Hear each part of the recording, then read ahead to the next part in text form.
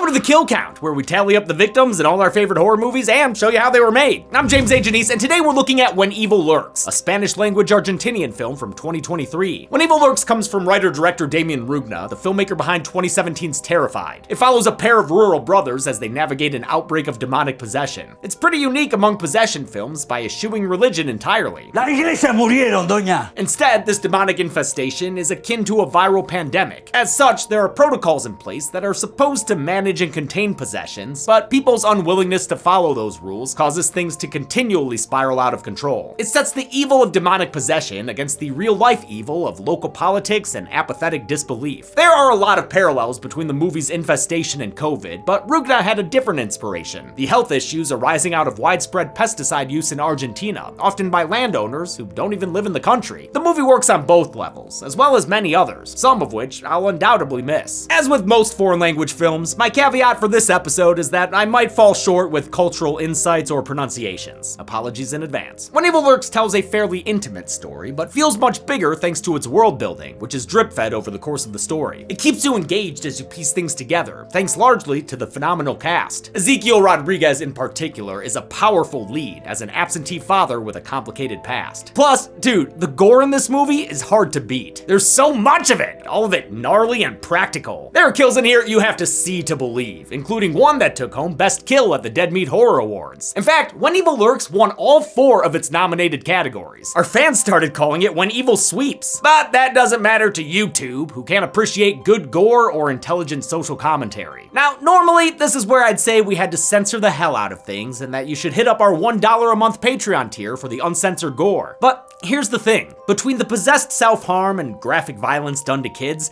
I don't want to have to butcher this movie enough to get it past YouTube guidelines. So this video is almost certainly already age restricted. And yeah, that's probably gonna hurt views and take away all our ad revenue, but I'll take those hits for this film. I can't do that all the time, but in this case, it's better than trying to hide how fucked up this movie is. Because it is fucked up in a beautiful way. It doesn't conform to the usual rules of the genre, and we need that sometimes. Horror movies would be boring if nobody ever colored outside the lines. Can this family unit survive?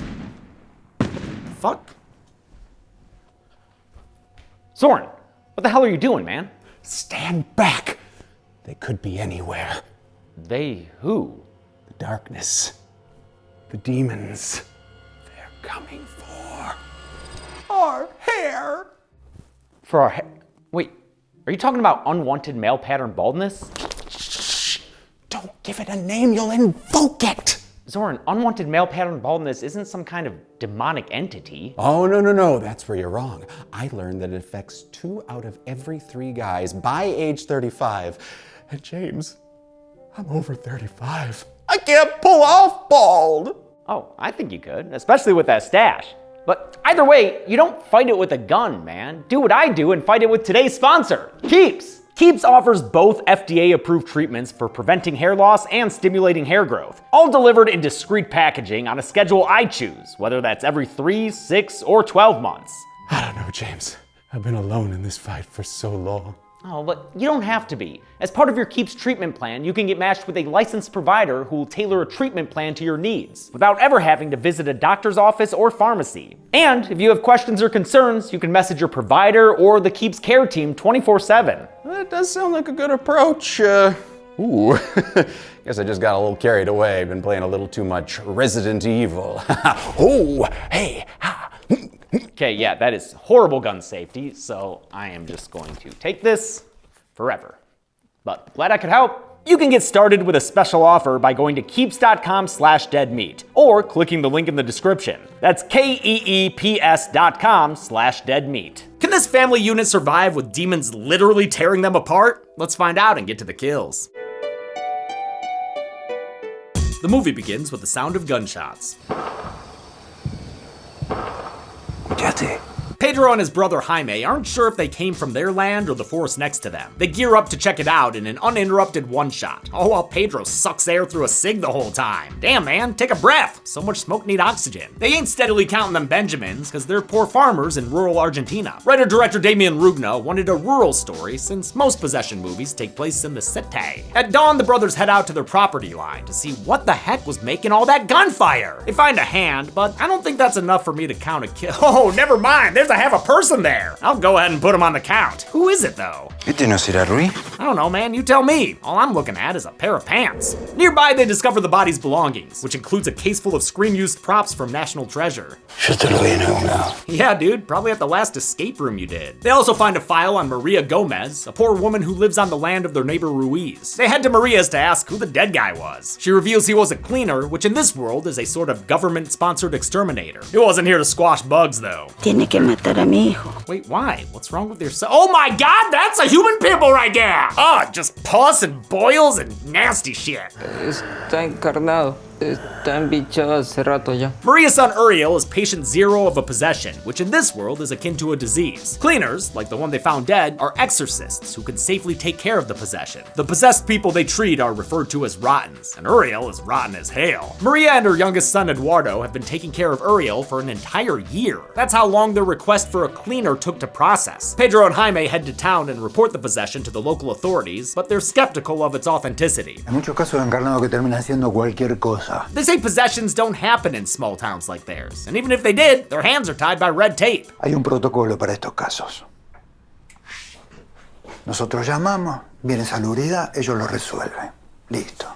Rubna wanted to portray the government corruption and class struggles that plague Argentina, both of which were exacerbated during the pandemic. He didn't have these social elements in mind when he started writing, but said they naturally came out on their own. The brothers take the issue to Ruiz, the wealthy neighbor who owns the land Maria lives on. In contrast to the bureaucratic cops, Ruiz is a paranoid truther who blames the infestation on the government. Esto lo pusieron ellos. Fue el Estado. Me quieren sacar mis tierras. When he finally sees it for himself, he spits out classist rhetoric at his tenants, saying their kind contaminates things. Mira lo que trajeron.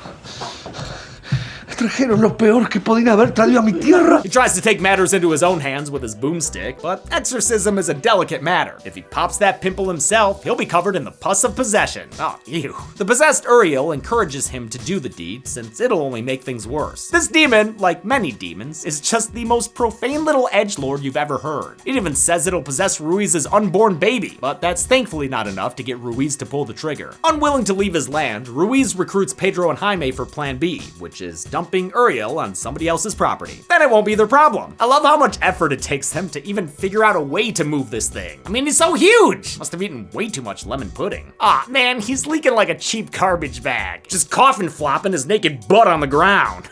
This is where the subtle dark humor of the movie begins to emerge. It's almost slapsticky the way these idiots load that goopy boy into the truck. They drive him out into the countryside, and when Ruiz starts celebrating too early, he almost hits a little kid. And then the bastards cuss down the kid after almost killing him. Que iba a la escuela el pelotudo. As you might have guessed, that reckless driving dislodges their contaminated cargo. Even though, can we get a replay on that footage? Yeah, I don't see no bloated corpse anywhere near that kid. Still, Ruiz figures they're far away enough that it's fine. Oh, Ruiz, if only that were true. The next morning, Ruiz is called outside by his pregnant wife, Jimena, who points out a goat that's acting spooky. I think it's that one? Or wait, that one? How can we know which one she's... Oh, it's that one. That one for show. The goat who stares at men is obviously possessed, and you ain't supposed to use a firearm on a possessed being. But man, that goat really goads Ruiz into it, stepping forward and just being like, do it, bitch, I fucking dare ya. Oh shit, and then he does! Oh my god! He's immediately axed in the face by his wife, who had warned him not to shoot that damn goat! In an effort to contain the demon's influence, Jimena then sacrifices herself by taking the axe to her own face with 5 hacks. She goes for a 6, but doesn't quite make it. Damn, man, that is dark. Pedro and Jaime are paid a visit from Eduardo, who tells them Ruiz is dead and that his mother has run away. He also reminds them of another rule when it comes to dealing with the possessed. No usa la luz eléctrica. Hace sombra que atrae la maldad. Eduardo wants to spend the night, but Jaime says no. Pedro at least offers him their barn for the price of 1 gun. Thank you, small orphan child. Now go on and get. The brothers get out of there the next morning, leaving behind everything they own. They don't want to risk taking anything that might be infected. Pedro lays out their plan in a VO. Vamos para el pueblo. Busco a mis hijos. Have a nice cold pint and wait for all this to blow over. They stop in a suburb, a far cry from their ranch, so Pedro can barge into the home of his ex-wife Sabrina. She lives there with her new husband Leo and their family, which includes their young daughter Vicky and Pedro and Sabrina's son Santino. Pedro tries to warn them about the approaching catastrophe, but he's met with disbelief, and not just because he's stripping off his demonically tainted clothes. He's done something that warranted a restraining order, and has also been a deadbeat dad. 4 años desaparecido, ni un puto peso me diste. Y ahora venía así como si nada. For Pedro, Rugna took inspiration from fathers like his own. Good guys who had bad luck and then made bad decisions that ended up pushing their families away. Pedro burns his clothes as a pandemic precaution, or at least he tries to. La concha. ¿El alcohol? Oh, thanks, Leo. I'll go down. Problem is, we saw the family's dog Roger sniffing through that laundry before he burned it. We've learned that animals are the first to be affected, so this whole time, we're just waiting for something bad to happen while these people scream at each other. And then it does. In one of the most shocking kills I've ever seen, Roger goes full Cujo on Vicky and treats her like a chew toy. It is brutal to watch as this dog drags the kid's body out the door and takes to the streets. Leo chases after the dog and Pedro chases after Leo, but he knows it's already too late. He's about to be the white picket fences of hell. He doubles back to the house to pick up Jair, his oldest son. Jair's autistic and needs a good amount of coaxing just to get downstairs. Leo returns to get his gun, which Pedro warns him against using. ¡No van a buscar un perro!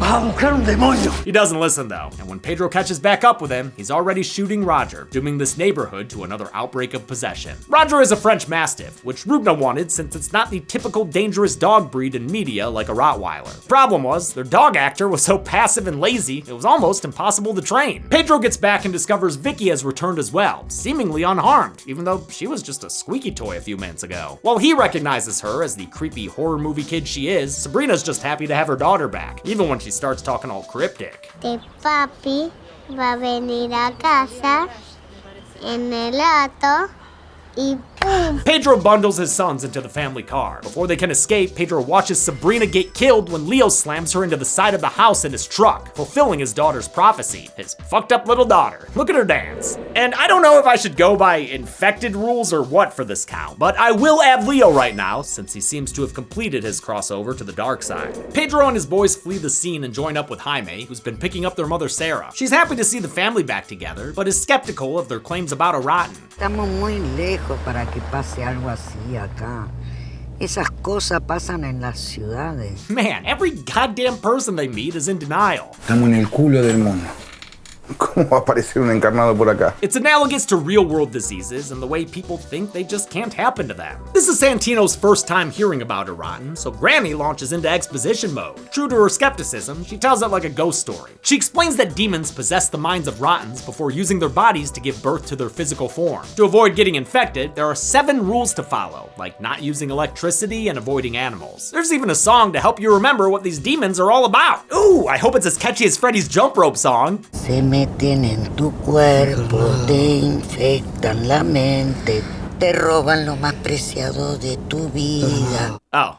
It's not. The other rules include not harming rottens, especially with a firearm, and not saying the name of the evil inside them. Lucifer, Azrael, Belfegor, Paimon, Pazuzu, Pacino. Ah, shit, now you got me doing it. Grandma forgets what the 7th rule is, but it's fine. I'm sure it's not important or anything. The way characters respond to these guidelines echo human behavior during times of crisis. Rules take effort and self-control to follow, but since people are greedy, lazy, or impulsive, they end up breaking them. Rugna wanted to make sure the rules were explained in a way that felt natural, opting against cliches like dumping them all at the beginning via TV or a newspaper. While Etta stopped trying to buy Jair an ice cream treat, Sarah gets a call from a conspicuously alive Sabrina. Pedro takes the call and is subjected to demonic vitriol. Sabrina says his sons hate him and that he's a little man. Por eso te fui siempre infiel. Por eso tuve que ir y revolcarme con todo. Ha, classic demon shit. She also implies he wanted to get rid of Jair because of his disability. Poor kid's having a hard time right now. Probably because they're letting him sit there with sticky fingers. With no money or belongings to get them to a city, Jaime takes them to a remote cottage instead. This is the home of Mirta, an old flame of Jaime's who agrees to let them hunker down with her. She's paranoid of possessions enough to not have electricity. She also suspects Jair may be possessed. Ya vi esto antes en autistas. Se meten en su cuerpo, pero no pueden descifrar su mente. They tell her that's a pretty fucked up thing to say, lady. The kid's just like this. Jair refuses to leave the car, probably because Mirta's so rude, so Pedro spends the night with him and gets a glimpse at his artwork. Later in the night, they get a visitor, and it ain't Nick Cave. Don't be fooled by that red right hand. Sarah wakes up to find Santino in the arms of a possessed Sabrina. Vine a buscar a mis hijos. Porque mis hijos me necesitan. Pedro is roused from his sleep and finds his ex-living ex-wife upstairs. Santino only has time to say his dad's name before Sabrina straight outie this bitch. Bye! The brothers want to chase after her, but Mirta holds them off. As it turns out, she's a former cleaner herself, who knows a thing or two about rottens. Things like the 7th rule, which is to not feel fear. Ella no hubiese venido hasta acá si usted no tuviese miedo de que ella venga a llevarse sus hijos. Oh, well, that would have been good to know earlier, Mom! Mirta explains that these demons manipulate and feed on fear, which is why Pedro can't go after Santino. Su miedo a perderlo va a ayudar al demonio. The current chaos they're experiencing is part of the Rotten's birthing process, a period of time before the gestating demon can take on a physical form. To stop that from happening, they're gonna have to go to the source, meaning Uriel, you know, human pimple guy. That's easier said than done, since these two dinguses lost him in the middle of nowhere. Qué imbéciles que son. Yeah, that's kind of their thing. They split up, with Jaime going after Sabrina, and Pedro taking Mirta to the area they dumped Uriel's body. During their drive, Mirta reveals her backstory. She and her husband were con artists running a fraudulent church 12 years ago, before the outbreak of Rottens ruined that gig. Dios murió.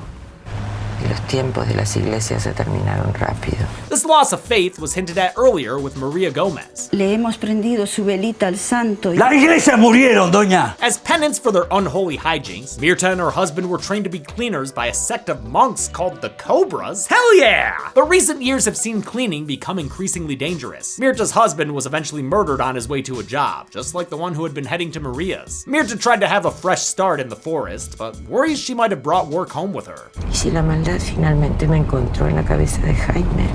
¿Y si hubiera infectado este pueblo solo por mí? Wow, main character syndrome much? Not everything's about you, Mirta. Jaime is hot on Sabrina's trail, but he's gotta keep his headlights in scary flicker mode lest he attract evil with electricity. He eventually catches up to Sabrina, but as he drives up next to her, he finds her scraping out Santino's brains like he were a jar of peanut butter. Oh man, and she is sloppy with it too. This is seriously so fucking gross. This movie is not afraid to kill little kids. Jaime responds by revving his truck and running Sabrina down, pancaking her against a nearby tree. Despite her brain fucking leaking out of her forehead, oh my Christ. I don't think I can add her to the count right now. She's still got enough kick to discuss a past infidelity between her and Jaime. Dijiste que me amabas. Huh, I wonder if that means he's Santino's real okay, I'm sorry. Hey Jaime, you wanna plug a finger in there or something, please? When Evil Lurks was co-financed by Shudder, but according to Rugna, he was given complete creative freedom. He wanted to make a horror movie for horror fans, which is why he included so many shocking scenes. His inspirations included The Evil Dead, The Wailing, and the cruelty of the road. Back at home, Sarah is joined inside by Jair. Tengo hambre. Y frío, abuela. ¿Me puedes hacer algo caliente para tomar? Huh, something's different about Jair. Did he get a haircut? Or maybe Mirta was right all along. Pedro finally reaches the area where they lost Uriel. Mirta knows enough to refine their search to a nearby school. A la maldad le gustan los niños, y a los niños les gusta la maldad. Yeah, that tracks. Sure enough, they find the school abandoned, save for a classroom full of beguiled out students. Damn, really burning the midnight oil there. Big test tomorrow? Nah, these kids have got something wrong with them. Like, something really wrong with them. They band together to protect and hide the evil demon. And look at that, another little hellion is arriving right now. It's that bicycle boy from earlier, and he joins the others as they misdirect Pedro, telling him that Uriel's in different places. He gets so pissed, he starts smacking the shit out of a little girl. Simmer down, Pedro, this ain't a boarding school. The demon's appeal to children was meant as a metaphor for fascism's appeal to young people, and the way its ideas can spread like a possession. They realize Uriel is at the school. Somehow, the little bastards dragged him in here and buried him beneath the theater stage. They also got their hands on some lime, and used it to mask the smell of the dead parents and teachers they've killed. I can see at least 5 bodies in there, so I'll add them to the count. And though we do get this exchange, Hay uno vivo.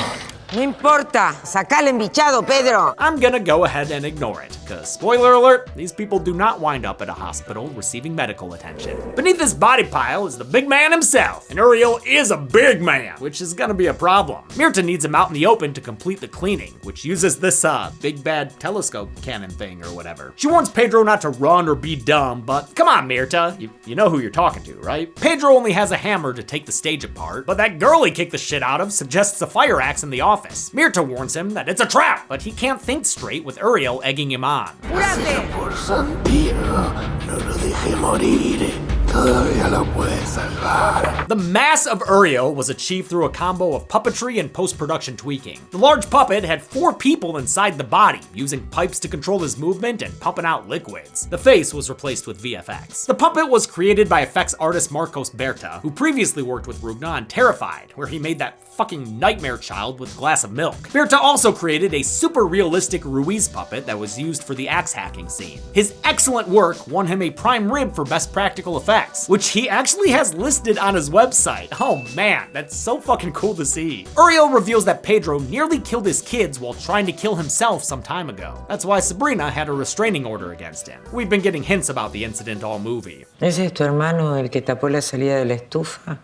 Eso es todo un invento de la que era la mujer para quedarse con los nenes. Unable to battle his own demons, let alone this big nasty one, Pedro does the dumb thing and leaves to get the axe. Predictably, the trap is a trap and Pedro gets locked inside the office. God damn it, dude. Come on. That leaves Mirta, the only person who might have been able to fix all this, to get overwhelmed by the kids. They drag her away while hammering her in the head. Oh man, kids killing people always bothers me. It's just so messed up, and that girl don't stop. Pedro finally manages to escape and finds himself alone with Uriel, ready to play some Jackbox games.